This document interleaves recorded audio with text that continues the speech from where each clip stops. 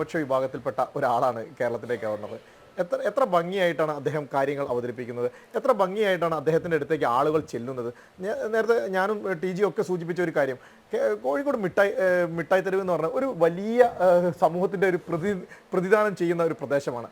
ഞാൻ പ്രതീക്ഷിച്ചു ആരെങ്കിലും ഒരാൾ അവിടെ ചുമട്ടു തൊഴിലാളികളായിട്ടുള്ള CIT-കാരുണ്ടെന്ന് അവിടെയൊക്കെ പല സ്ഥലങ്ങളിലും, ഞാൻ വിളിച്ചു അവരെങ്കിലും ഒന്ന് പ്രതിഷേധിക്കും, ആരെങ്കിലും ഒന്ന് അവർ പ്രതിഷേധിക്കും എന്ന് ഞാൻ പ്രതീക്ഷിച്ചു.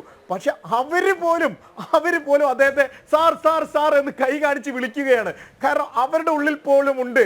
കാരണം മറ്റേ ഭാഗത്ത് കണ്ടാമൃഗമാണ്, കണ്ടാൽ ആക്രമിച്ച് കളയും മനുഷ്യരെ കണ്ടാൽ.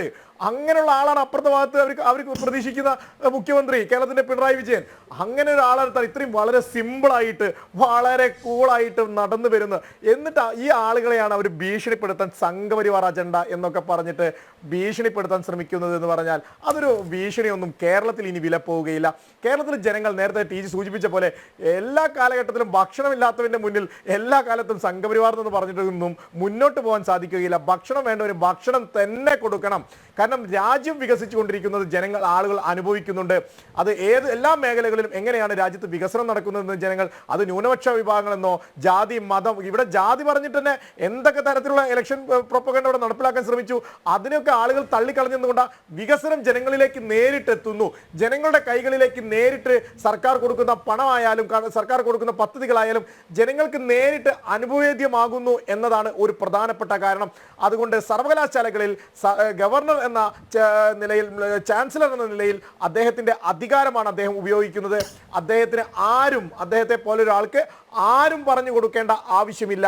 അവിടെ ആരെയാണ് സെനറ്റിലേക്ക് നിശ്ചയിക്കേണ്ടത്, അവിടെ VC ആയിട്ട് എങ്ങനെയാണ് ആളുകളെ കൊണ്ടുവരുന്നത്. കാരണം ഇവർ ശീലിച്ചൊരു കാര്യമുണ്ട്, AKG സെന്ററിൽ നിന്ന് കൊടുക്കുന്ന കുറിപ്പ് കൊടുത്ത് ആ കുറിപ്പ് അവിടെ പ്രഖ്യാപിക്കുന്ന രീതിയാണ്. അത് സെനറ്റ് ആയിക്കോട്ടെ, സിൻഡിക്കേറ്റ് ആയിക്കോട്ടെ, ഇനി വൈസ് ചാൻസലർ ആയിക്കോട്ടെ എന്നതാണ് അവർ കണ്ടത്. അവർ വിചാരിക്കുന്നത് ഇതുപോലെ തന്നെയാണ്. മാരാർജി ഭവനിൽ നിന്ന് K സുരേന്ദ്രൻ കൊടുക്കുന്നത് പ്രഖ്യാപിക്കുന്ന ഗവർണറാണ്. അങ്ങനെ ഒരു സിസ്റ്റം BJP-ക്കില്ല. BJP-യുടെ സിസ്റ്റമല്ല അത്, BJP-യുടെ സിസ്റ്റമല്ല. ഗവർണർ എന്ന നിലയിൽ, ചാൻസലർ എന്ന നിലയിൽ അദ്ദേഹത്തിന്റെ വിവേചന അധികാരമാണ് ആരെയാണ് നിശ്ചയിക്കുന്നത്. നേരത്തെ കോടതിയിൽ 4 വിദ്യാർത്ഥികളുടെ കാര്യം പറഞ്ഞു. അതൊരു സ്വാഭാവികമായിട്ടുള്ള ഒരു കോടതി നടപടിക്രമം മാത്രമാണ്. കോടതി തന്നെ പറഞ്ഞിട്ടുണ്ട് ചാൻസലറുടെ അധികാരമാണ് അത് എന്നുള്ള കാര്യം. അതുകൊണ്ട് അതിലൊന്നും ഒരു തരത്തിലുള്ള കാര്യങ്ങൾ ഉണ്ടാവില്ല.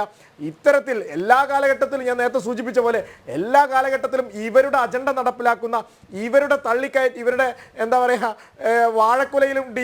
വാഴക്കുലയിലും അല്ലെങ്കിൽ തേങ്ങാക്കുലയിലും ഒക്കെ ഡോക്ടറേറ്റ് കൊടുക്കുന്ന സ്ഥാപനങ്ങളായിട്ട് എല്ലാ കാലഘട്ടത്തിലും ഈ കേരളത്തിലെ ഈ വിദ്യാഭ്യാസ മേഖലയെ കൊണ്ടുപോകാം എന്നാണ് അവർ കരുതിയത്. അതല്ല ഗവർണർ ഉദ്ദേശിക്കുന്നത്. SFI-കാരന്റെ ബാനർ നമ്മൾ കണ്ടില്ലേ, പഠിപ്പിക്കുന്നതിന്റെ അക്ഷരം പോലും എഴുതാൻ അറിയാത്ത ആളുകളാണ് അവിടെ PG-ക്കും PhD-യും ഒക്കെ ചെയ്തുകൊണ്ടിരിക്കുന്നത്.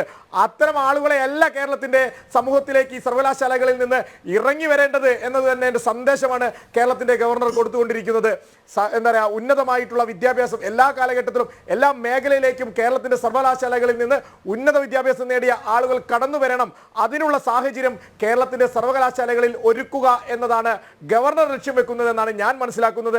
അതിന് എല്ലാവിധ പിന്തുണയും BJP-യുടെ ഭാഗത്തുനിന്ന് ഉണ്ടാവും. അദ്ദേഹത്തിന്റെ ഇത്തരം യാത്രകൾക്ക് എല്ലാവിധ സപ്പോർട്ടും BJP നൽകും എന്നതാണ് ഏറ്റവും പ്രധാനപ്പെട്ട കാര്യം.